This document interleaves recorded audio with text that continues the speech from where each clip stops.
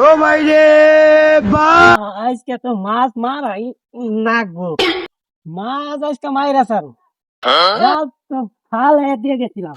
এখন জাল টান দিব, দেখি মাছ কতগুলো পড়ছে নে।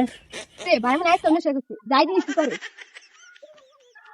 ও ভাই রে ভাই, ও প্যানেল মে আর ঘুষাইছে মামুন ভাইয়ে। মাছ তো মেলা দিয়ে বসছে রে। আজকে আর এবার গাল দিয়ে আসবো না, আজকে মাছ আমি ধরছি মেলা দিয়ে।